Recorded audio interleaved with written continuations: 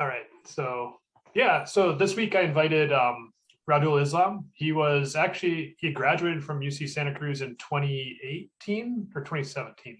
2017 summer. 2017 summer. Yeah, he was one of my PhD students, kind of my second batch of PhD students, and the first one to become a professor. So he went and spent a year or two at University of Michigan, Dearborn. Then he moved to University of Maryland, Baltimore County, right? And yes. And you've been there a couple of years now, and I figured this would be a good time to kind of see what you're up to research-wise, and talk to some of our students and see, so they can see what our alumni are doing, and it'd be a good opportunity. So I'll just kind of hand it over to you, and you can give your talk. Sure. Thank you, Professor Matt. Thank you for inviting me to share my research with your students there. And it's challenging for me in a way that how much deviated I'm from my graduate study is important. So I was feeling challenged now, like last couple of days preparing for these slides. Okay, so I'll talk about primary research of mine is like electronic design automation, and I started few research related to network security. I'll talk about those.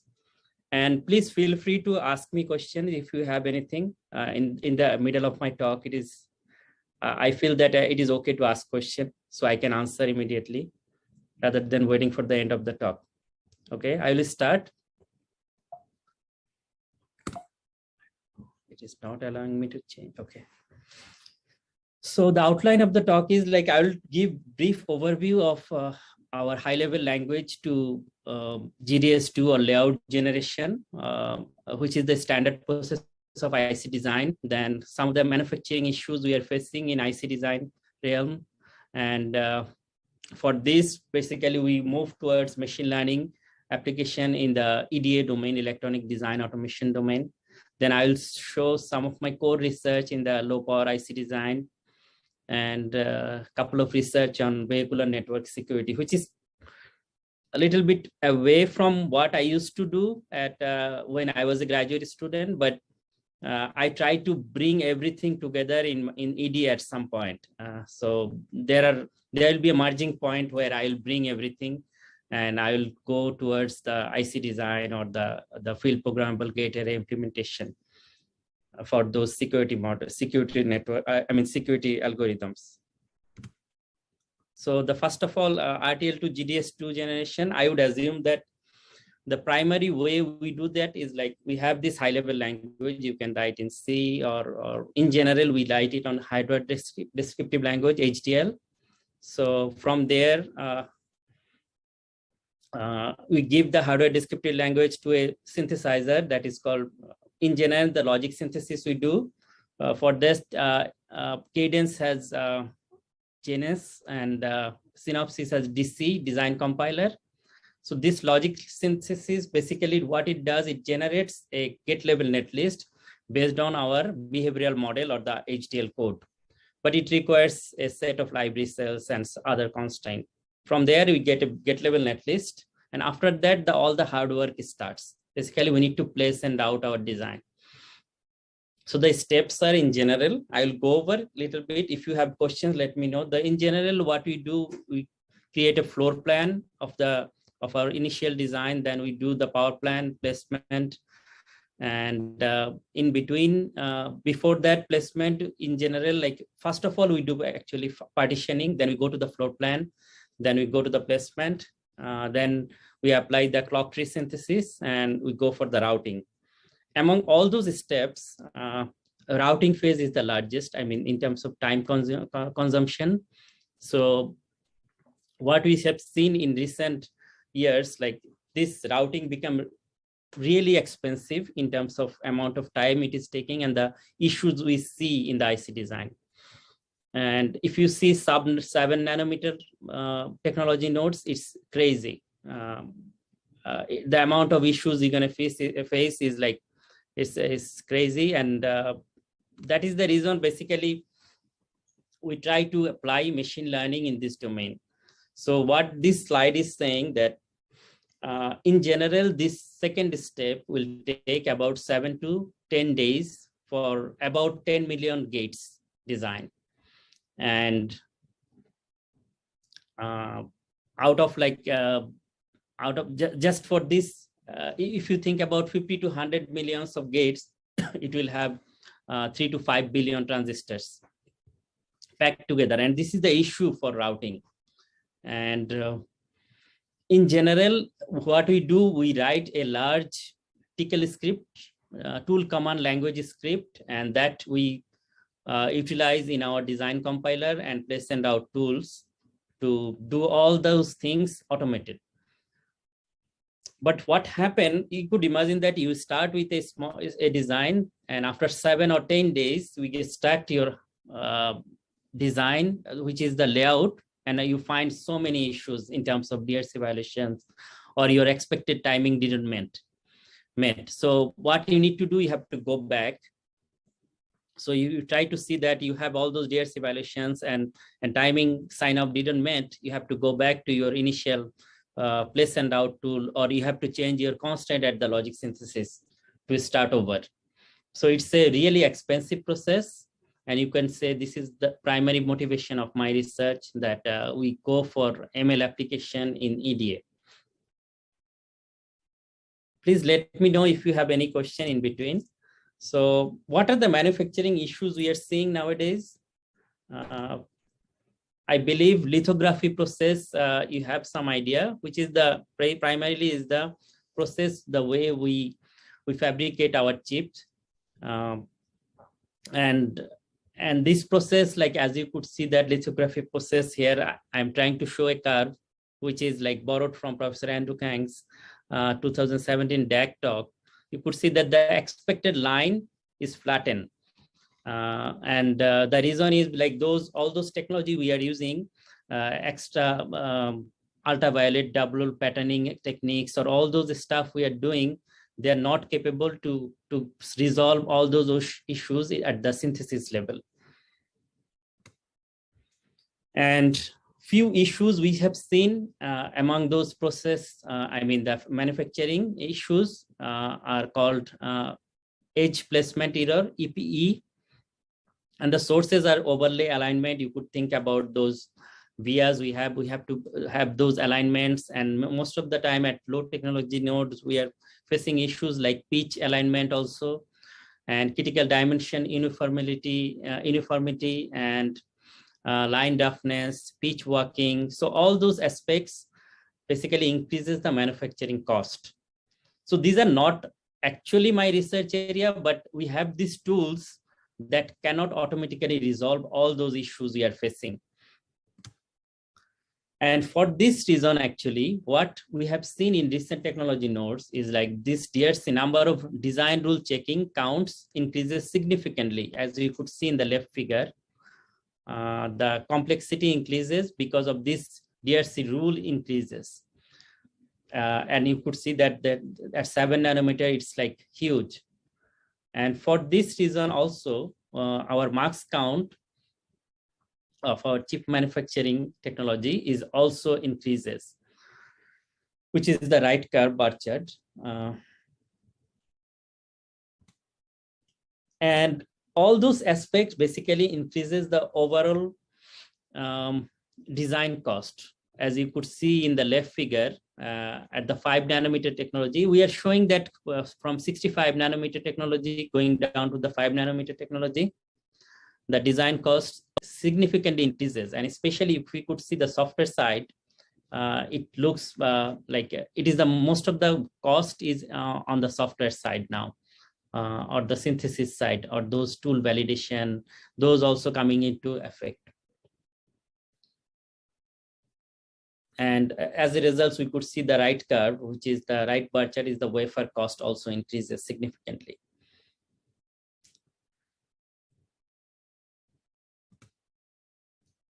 So what industry is doing for this? In general, like industry also started applying machine learning techniques in EDA. So what I have seen in recent work, 2021 work, I'll go over that. Before that, I just wanted to give my intuition on machine learning. So in general, Learning is the process in which system improve performance from experience. That is what I do also in my work. In my brain also work this way. So we learn from our previous experience. So the algorithm, if we want to write, it is PTE. So P is the performance of a task at T, and E is the experience we gain. So over the experience, if we have more experience, definitely will be better at our task T. So machine learning is nothing but doing the same thing. The way we learn as a human being, the machine learning also tries to follow that. Though we are a little far away from that, in terms of energy efficiency and the architecture, hardware architecture we have. But we are going closer, definitely. So what it does actually, data, we give data, input data, and we have a program that basically loops around and try to tune our parameters. So we'll have a better output or prediction. So this is the basic idea of machine learning. I believe most of you already know this stuff, but this is the basic idea of any machine learning model. So types of machine learning, this is I am giving a little bit tutorial here. But I'm assuming everybody know those stuff probably more than me. So the type of machine learning we have actually supervised, where we'll be given a training data with desired output or the levels, and unsupervised will be given a training data only without levels, or semi-supervised is like training data and some of the part of the desired output will be given.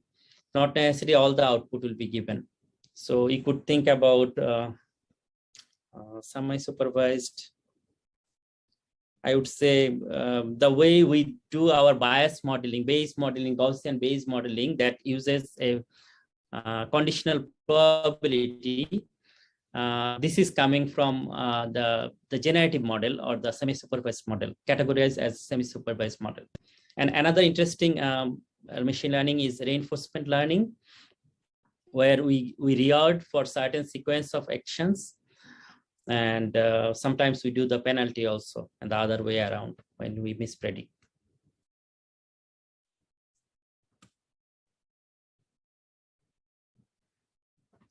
So what types of machine learning we can do here in the EDA domain? So primarily we could do classification, regression, dimension reduction. The primary reason is for dimension reduction. I think we could collect tons of data and tons of features, and from there it is if we have large number of dimension, which is hard to predict. So dimension reduction is a common technique. For example, it could be a PCA or principal component analysis. There are other kind of coefficients you could talk about. We can talk about dimension reduction. And structured prediction, anomaly detection. For EDA, primarily what we apply for machine learning is the yield modeling, where anomaly detection, we could do anomaly detection and classification. Nowadays, I have seen many hardware security work. They are using Trojan detection using machine learning, hardware obfuscation, all those stuff they're doing using machine learning. And classification case, lithography, hotspot detections, identification of data path regularity, noise and process variation modeling, performance modeling for analog circuits, which is kind of regression, and design implementation, and space exploration, which is also a regression. But all those aspects, you could think we could apply different kind of ML, especially neural network is playing a critical role. But what I have found in my research is like decision tree based models perform really well. And I have a little intuition about those also, why it perform probably well in this kind of EDA domain. So how we extract data from our chip? So in general, the reason to apply, the way we apply machine learning is like what I do in general in my research. We divide a chip into uniform grids. You could see that red line I put, these are the virtual grid I create. And from there, from each grid, basically I collect data. So the kind of data I collect, you could think about number of standard cells, total wire length, half perimeter wire length, Actually, total wavelength is kind of not available if we want to do early stage prediction. So half perimeter wavelength is possible there because we know the placement results. So we can talk about half perimeter wavelength, and then number of standard cells and other parameters like if to the cells along this grid, virtual grids, and all those information we can extract from this layout. And this is in general what we want. We want to collect those data before our detailed routing, because detailed routing is the largest or most expensive stage of our physical design. So once you have those collected data, you can apply different kind of machine learning algorithm on those to classify the total number of issues you have in these virtual grids or each grid. So from there on, basically you can try to optimize your design or relax your constraint, so it will not have this issue once you go for the final detailed routing phase. Does it make sense? I don't know, like I'm not seeing your response, but I'm hoping that you are trying to follow. So what I do in general is a layout of a chip. Then from there, we extract data from the each grid. And this data could be whatever you want to collect from your design. And from there, basically, we try to identify the importance of those features and apply different kind of ML models. So Riadul, I have one question. Do Sure. you also consider things like the number of nets coming out of a region or the number of cuts? Yeah, you obviously you considered that number of cuts from one region to another region. These are virtual regions, but this will have an important impact on that for the routing case, right? So yeah, we collect those information also. Actually, what I can tell you that I have collected more than 1 year data. Just data collection took me a while. So I have like for 28 nanometer, more than 100,000 data. And 14 nanometer also, I have more than 100,000 data. I didn't publish much because I was trying to get some award from NSF account to get some money from NSF, but it was hard to extract money for EDA. I'm moving forward. So what the industry is doing on this realm. So what I have seen in the recent years, like Google published this Nature paper 2021. It is on the floor planning side.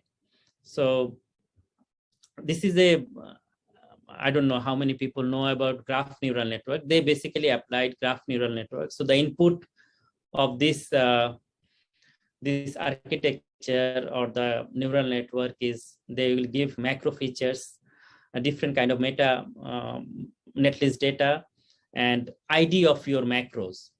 And those data could be total wavelength, metadata from your ICs could be total wavelength, number of standard cells, number of macros. So all those goes into your graph neural network or convolutional network, graph convolutional neural network. Basically, they create an embedding.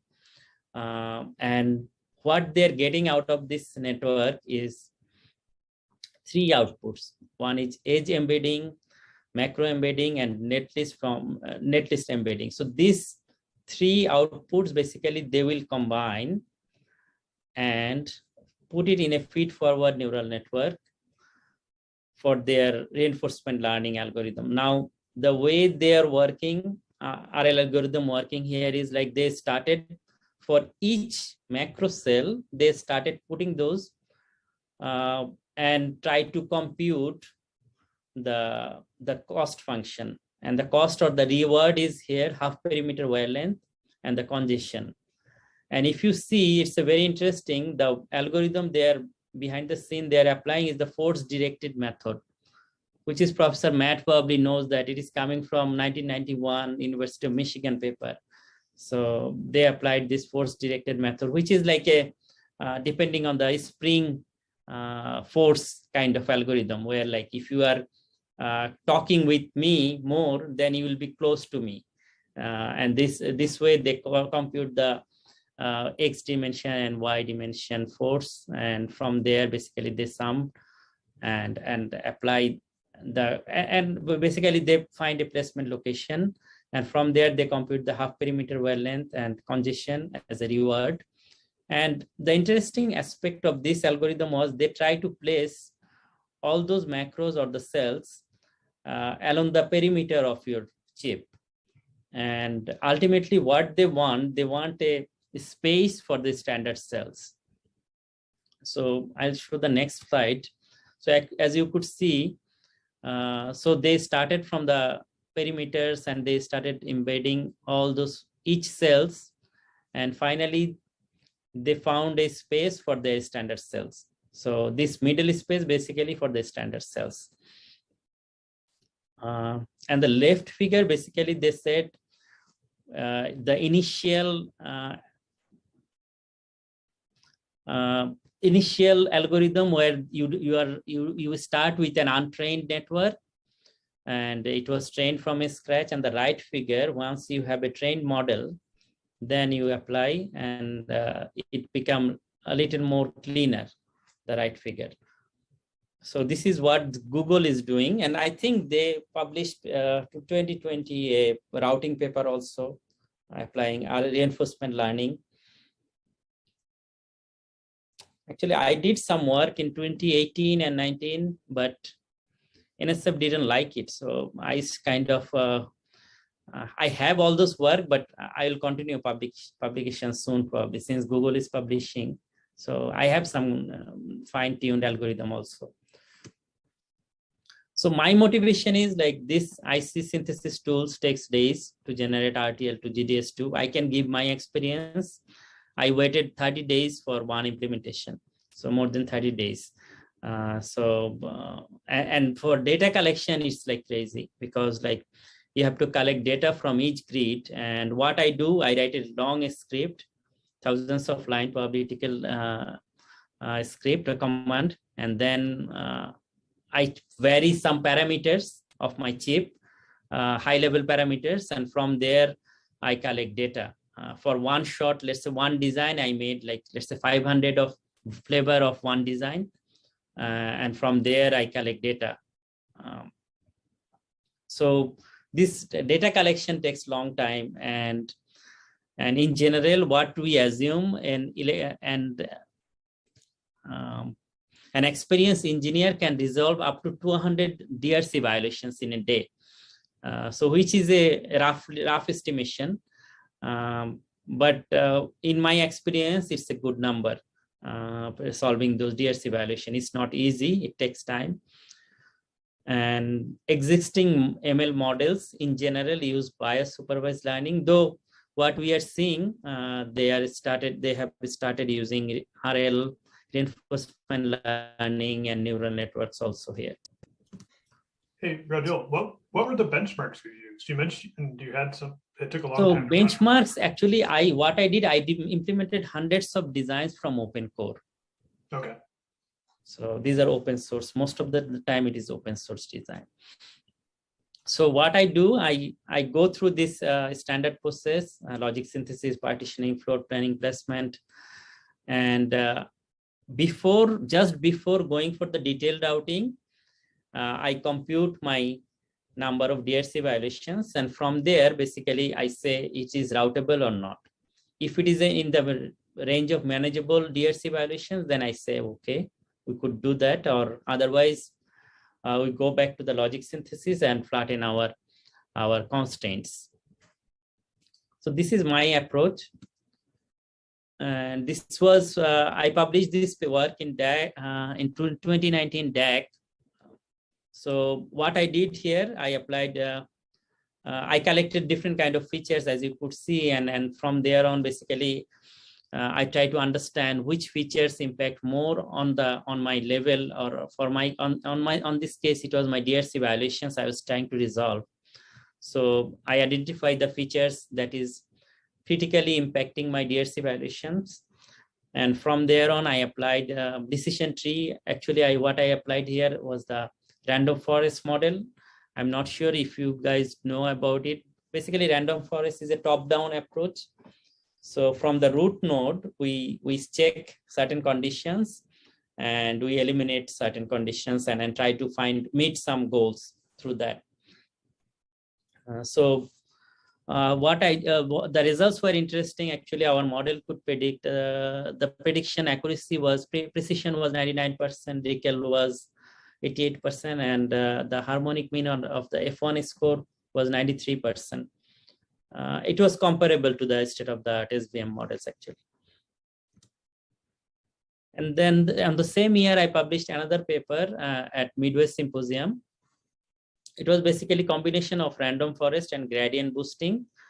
I tried to combine these two.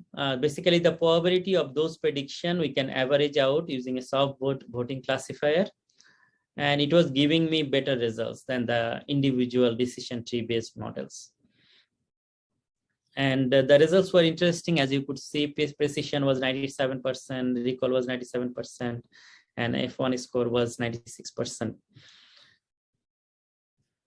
And let me know if you have more questions. We can talk more offline, and I can send you my paper also if you want to learn more about this. And this figure is interesting. As you could see from the left figure, this is the layout of my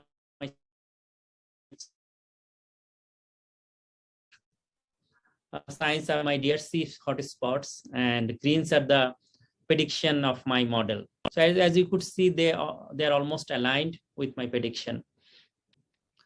And it was at that time the results were very interesting, and it was very comparable to Professor Andrew Kang's 2016 ICCD paper. Hi, Riadul. I have a question. So on the DRCs, on the previous slide, the slide 21, you are saying that you use the random forest to detect the, but one question I have is, does it tell you the type of error that you have, or does it tell you how to fix it? Or what is the information that it provides, the tool? Because one thing is to classify, say, oh, this is because of intersection of nets, but which net? How do I fix it? Yes, fixing will not say, it will not say any fixing here. It will say that your model, that the constant you take, it will have, you can also go for the design space exploration. Actually, I wrote a paper on that. It was rejected from last DAC. So it was on the, like, how do you explore your design space where you'll have less number of DRC? The question you asked is like whether this model was giving me any solution. It was not. It was just saying I have a problem at this point or not. So you can identify those locations. Makes sense? But you can right. So it was tell you the coordinates. So you have to go and figure out with those coordinates what to do. Yes. But what I can do, like I can do automatically write an iterative method where I will go back to my initial constraint before my detailed routing and tweak some information or the constraint, let's say my area or the frequency I need to relax a little bit. And then like in general, like you can go for the aspect ratio also of your chip. So those actually help. Like I tried to identify those correlation also when I was doing the design space exploration. I have a question. Yes, go ahead, please. So what is the input of this ML model? Is it from like GDS2 layout, or is it netlist? Yes, so it is the netlist, you can say. So we collected data before our detailed routing phase. So whatever information you have up to detailed, up to global routing, you can incorporate here as an input of your model. So the input is the layout after global routing is. So you could see that my inputs are total region area, buried cell, intersecting cell, buried pins, pin density, and standard cell area, standard cell count. These are the main features I give as an input to my model, which was collected from the layout. Yes, you are right. And also the DRC, it reports, is it routing DRC or is it placement DRC? DRC could be related to anything, right? So it could be routing and it could be placement. But at that point, we are not yet done the detailed routing, right? So the tool will not give you any DRC at this point. Okay. Yeah, I think if it can predict detailed routing DRC, that would be wonderful. But actually it is doing. It is predicting after you go for detailed routing, these are the problem will arise. Yeah. That's what it is predicting. Okay, thank you. You're welcome. Actually, I have a question. So did you train this all on the same global and detailed router? Or what was the global and detailed router that you used for the experiment? Actually, the reason I'm asking is I think what the training might have done is kind of figured out basically the deficiencies of the global router and kind of predicting where it would have problems. Yeah, you can say that detailed routing. deficiency of global router, but it is not exactly saying how to route. It will just identifying here. But you could see the influences, right? This figures, left figure is important in a way that it is saying that what are the primary aspect you have to look for to resolve those issues, the feature importance of those inputs. Yeah, so I think you probably know, but there actually used to be a workshop. It's actually a workshop at which one? ICCAD now called the System Level Interconnect Prediction Workshop, SLIP. And actually, the purpose of that workshop was all about predicting routability. They didn't actually predict DRC errors, but just whether you can route it or not. They use that. Basically, global routing phase, they use a predictor that basically predicts whether it is routable or not. Okay. Any other questions? Good to see Professor Jose here. Thank you for attending. Actually, it looks like Sakshi might have another question. Sure. Go ahead. Do you want to chat it or do you want to say it? Am I audible? Yep. Yes, I can hear. Yeah, hi, thank you. So, like every point from the layout is given to the random forest model, and then it tells whether that point is correct or not. This is how it's working? Yes, you could see this image left figure. So I have these actual locations where I have these DRC violations. So what my model will do, my model will say that early stage before your global routing, you're going to face this issue if you go for your detailed routing. Yes, so it is basically early prediction of your issues. Yes, for that, like every pixel from the layout image is provided to the model one by one, and then it says yes or no to that pixel, like that. Correct. And then correct. Okay. Yes. Thank you. You're welcome.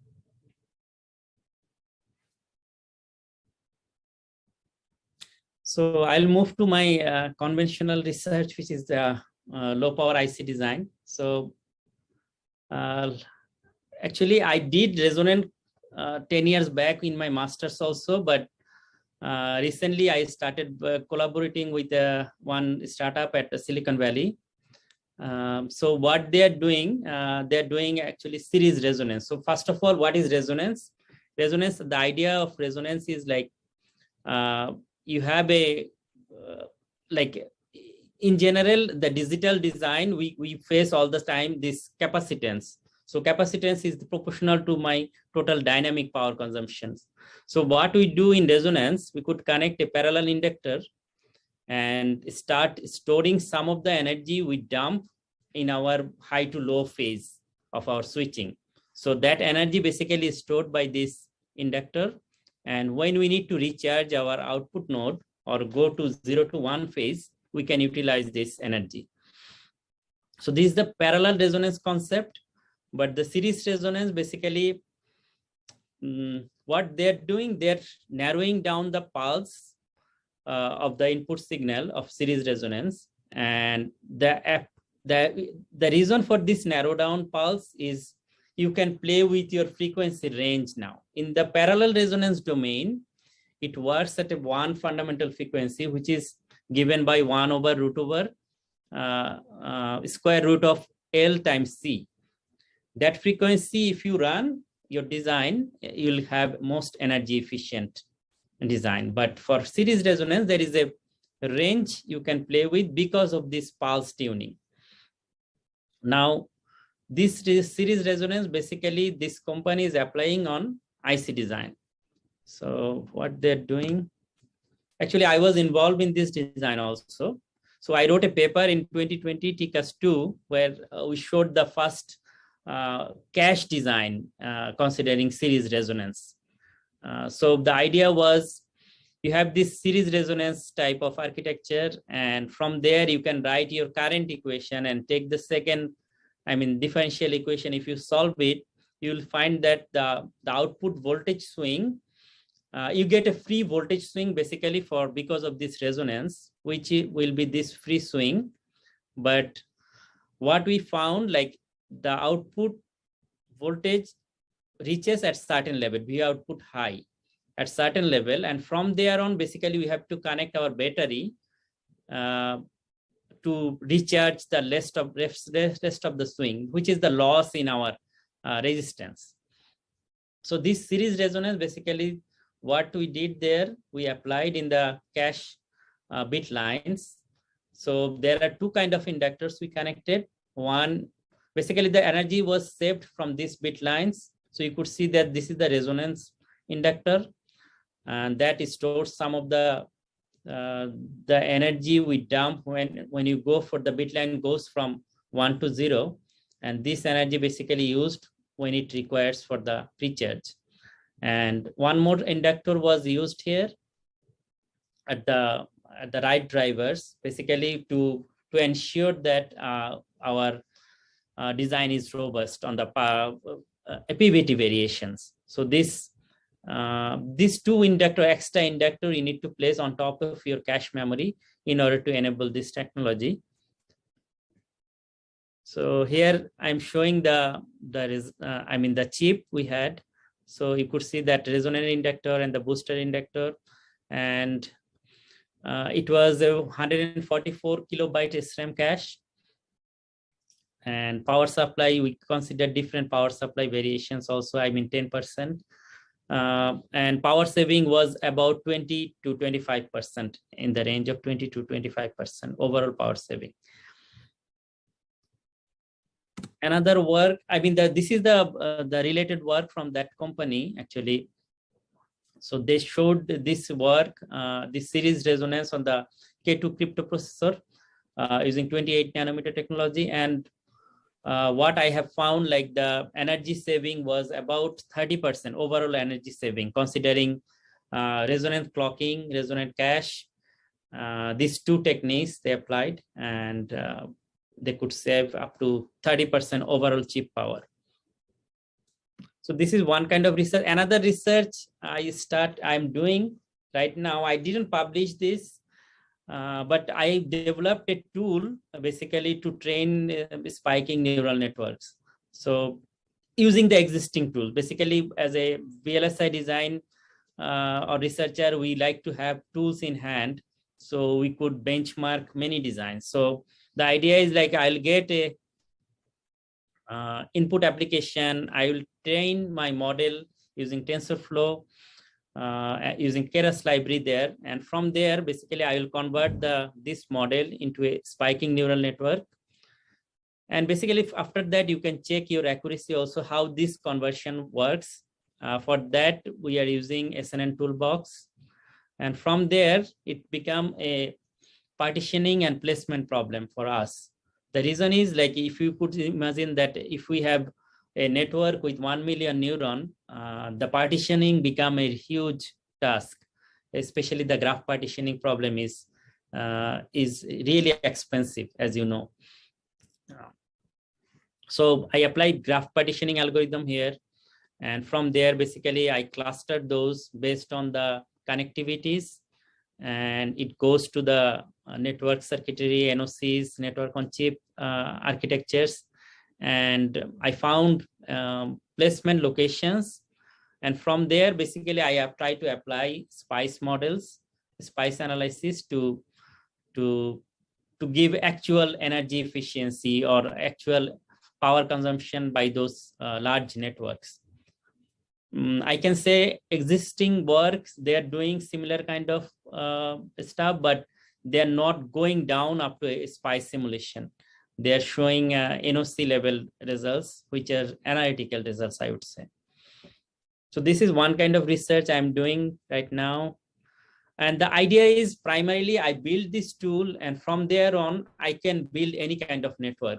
So I'm doing some other interesting work. I'm not going to talk about it here. But probably if anyone wants to write a proposal with me, definitely I would be open to work with professors. Some of the professors, definitely my mentors here. So I'm working on that, and I'm building new kind of architecture to solve or design network that will be more closer to the way our human brain works. I have a question here. Sure. I don't want to answer too many questions here, but it is okay. You can ask. Okay. So I wonder, this page says there's a cluster placement. So it's a flow to do placement for neural network, for a synaptic neural network. Yes, yes. So you could imagine that the neurons we have, right? So as I said, if you have 1 million neurons, and it looks like you have a very structural design, but when you send your spike train, you never know that which neuron will be talking to each other after certain iterations, right? So for that reason, there will be a lot of communication going on.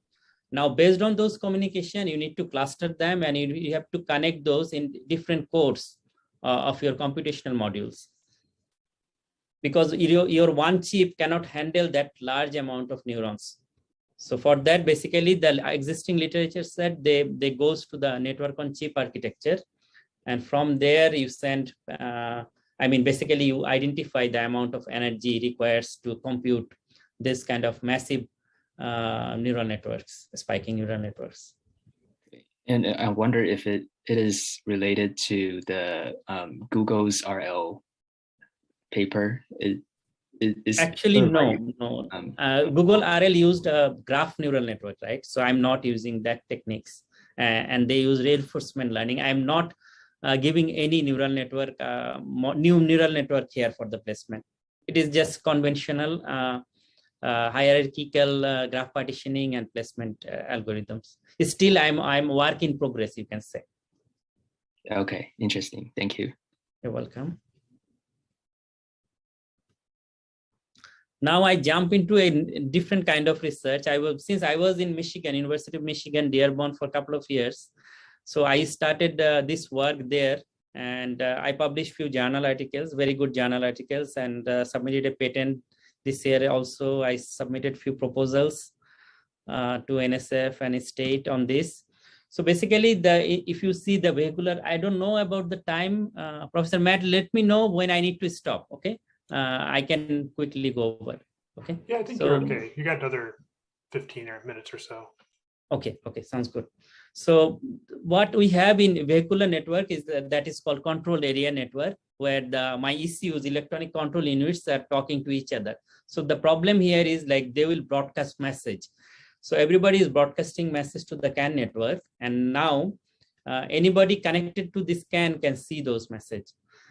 And that is the reason we faced like some issues there in the vehicular communication, especially when we are talking about the autonomous vehicle. These attacks will be more relevant, and you'll see more and more of those kind of attacks. So the kind of attacks in general we see, I divide into 3 parts. One is the fabrication attacks, which is like an attacker is started sending message using another ECU's ID. So this is called fabrication attacks. So we can think about denial of service DOS attack, spoofing attack, and fuzzy attack, all under the realm of fabrication attack. And this is in general is called a strong attacker. Then another kind is suspension attack, where you can suspend one ECU's operation, so that ECU cannot send message to your CAN anymore. And another type of attack is masquerade attack, which is the combination of my weak and strong attacker. Weak attacker is the suspension attack. So this combination is like basically it will stop one ECU sending message to your CAN, and it will act as that this is the intruder is that issue, and start sending message with that ID. Now, how those message looks like in general, if you see the CAN data frame, it would look like that 1 bit of start of frame, then you have this arbitration field where 11 bit is the ID, and 6 bit for the control field. Data field is in general 0 to 8 bytes, and you have a CRC checker, acknowledgement, end of frame, and interframe space. So first work I did here was trying to see like how we can give a better security. Basically, it is like defense model for this CAN bus attacks. So it was published in 2020 Journal of Transportation Security. So what we did here, like this curve, straight line curves are showing that you could accumulate, you could compute the accumulated offset of your each ECUs, or considering each ID. So this arbitration field, as I said, each ECU, when they send message, it will tag one ID with that. So if you start looking at for each ECUs, it is corresponding to a one clock, because you could think about it's a microcontroller and it will work in a certain clock speed. So you can basically precisely compute the accumulated offset of that clock or the sending message by that ECU. And if you do that, it will become for certain number of ID, certain ID, it will give you a state line for certain batch of data. So you could basically you can fingerprint your certain messages or ECUs using this technique. So what I did in my work, I take this accumulated offset, and from there I was dynamically updating the arbitration field for me. And using this technique, basically you can some sort of provide a defense mechanism to your CAN network. So this was published in 2020. Then what I did, some interesting stuff, which is like, this was the first work actually where I proposed I can build graphs out of these CAN messages. I filed a patent this year also on this. So what I did, like based on these IDs, message IDs, I built graphs. And from there on, basically I try to, like, this is an intrusion detection system. When there is an intruder coming in and start sending some sort of message with some sort of IDs, then we can detect basically, because this graph will not be same when there is an intruder in the system. So this is my primary intuition. So from there on, basically it's a graph anomaly detection problem, which is very common. But my unique idea was building graphs out of these messages. So what I did here, you could see from graphs, we extracted standard features like number of nodes, edges. And for that, basically, you need to create a window for number of messages you take to build one graph.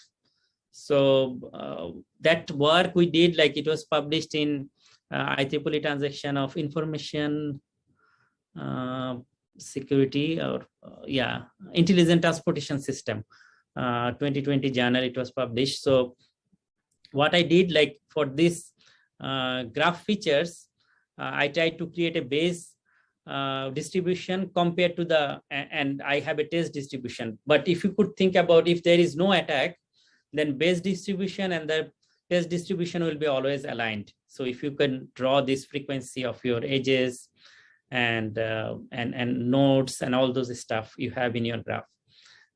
Excuse me. Now, when there is a DOS attack, you could see that we are getting a different kind of distribution. And when there is a fuzzy attack, we can clearly distinguish that. When there is a spoofing attack, we can clearly distinguish. The only problem I had was the reply attack, which is a strong attack, and it basically acts as a issue of your authenticated module. So it is hard to detect. So for that, like basically the whole model I built here was statistical analysis. So I didn't go for any machine learning or expensive model. What I did, I just built this graphs, and from there I built this statistical model, and I applied very old, 100 years old techniques called chi-square test. And from there, basically, I can compute the anomalies in my network or not. So the results were very interesting. As you could see, the prediction accuracy for the DOS attack was 95%, and fuzzy attack was good 90%. And we use basically real CAN data provided by Korea University. And the spoofing attack was 100%, and reply attack was 95%. One more thing we did, we mix those attacks also. Like what happened if there is like 2 intruders in the system. So for those also we analyzed, and combined attacks we also considered in this work. Please let me know if you have more question about it, because it is a continuous research going on. I recently submitted a paper also in a journal, and I have a proposal. I have 2 proposals under review on this vehicular security domain. So recently, what I did on this graph anomaly detection is like I borrowed the idea from Google page ranks. So as you know, like Google had the way they utilize page rank is like if you have a connected graph. So if more signals are coming from another pages, so those page rank of that node become increased.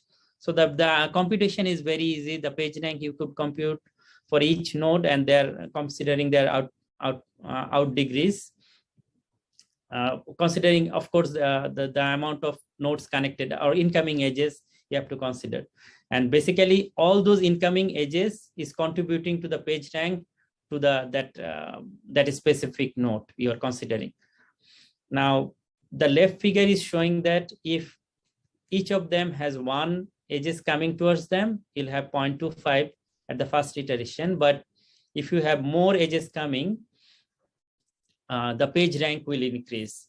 So which is directly, you could see that resembles the way we could think about DOS attack. So in autonomous vehicle or the vehicular network system, the DOS attack is like for particular ID, which has highest priority, the attacker basically keeps sending message with that ID. So using this page rank technique, clearly we can detect those anomalies. So this is my core intuition of this page rank algorithm. From there, basically I extract different kind of features, common features related to graph and page rank. And what I did here, I use bias rule and Gaussian naive based algorithm, which is like a conditional probability, and basically a set of random variables we have. You could apply this conditional probability and define your attack or attack free scenarios. And only constant here is like you have to make sure that the variables you are considering, they're independent. Then this model will work well. And from there, basically the features I extracted from my graphs, I also computed the feature importance, and I tried to correlate with different kind of attack scenarios. And from there on, it was very simple to identify anomalies or the attackers in the network. And the results were very interesting. I could detect the prediction accuracy for the DOS attack was 99.6, and fuzzy attack was more than about 100%. Spoofing was 97%, and reply attack was more than 93%, and mixed attack, which is the combination of different kinds of attacks, was 96%. And one interesting work we did here, it was actually, I talked with many industry folks working in this domain before I submitted this paper, and they suggested that the graph building mechanism I'm doing for certain windows, did I vary this and check if my accuracy remains, my detection accuracy are the same? Because if you consider different speed of your CAN, this window may vary. So that is the reason I considered this window from 11.5 milliseconds to 230 milliseconds. Basically this window where like I took that much of time and to build my graph from the CAN messages. And from there, as you could see, this sensitivity analysis was good enough. I mean, like the variation of accuracy was within 1%. This paper is actually under review right now, but I put it in the archive, so you can find it also if you want to read the whole paper. I would like to thank Professor Matt and everybody attending this talk. I'm doing some other interesting work also. Unfortunately, I didn't think that it is very interesting now. Probably after 1 year, probably I can show more other works if you invite me again. Okay, thank you everybody for attending this talk. And I would like to thank my sponsors also, ONR, NASA, and ST Micro, and some other startup companies funding us. Thank you. Very cool, Riadul. Yeah, it was like almost 3 talks in one. Thank you. Really nice. Thank you. Yeah, does anyone else have any last minute questions or any questions for Riadul about his experience at UCSC and after? Yeah, I'll be happy to He's an answer. alumni, so.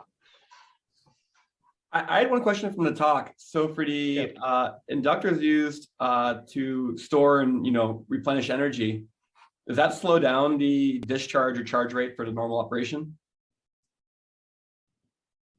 Sorry, you were cutting. I could not hear you. Oh, so when you use the Can you repeat, resonant please? inductors to store energy, Yes. does that slow down the ability to pull down or pull up when you either charge or discharge that inductor? Pull up and pull down network. It is not in the path of pull up and pull down network, actually. It is So it doesn't slow down the circuit then, okay. Yeah, it is a different path. The pull down and circuitry is different. But on the parallel path, you store some energy, basically. Okay, cool. Yeah, Professor Matt did tons of work. He got his career award on this. So, Oh, great. Quick question on that one. I don't know if you can disclose, but to have a reference, you say it was around 30% power saving, but more or less what frequency? Because usually one of the issues was a very high frequency designs. So what frequency were you having there? So it was like 200 megahertz to 1 gigahertz. The target frequency was within 1 gigahertz. So it was low. Say it again. So it was a low frequency design. It was not a high No, frequency. I think it was like 200 megahertz. We went up to down to 200 megahertz. So right now they are trying to go higher frequency.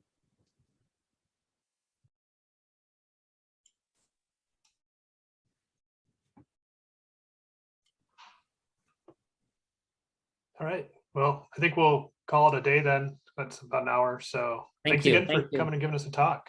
Sure.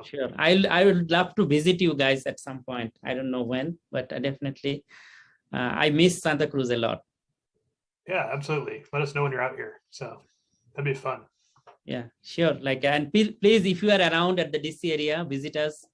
Me and my wife cook well. So please visit us if you are. We are very close to NSF also, 45 minutes drive from here.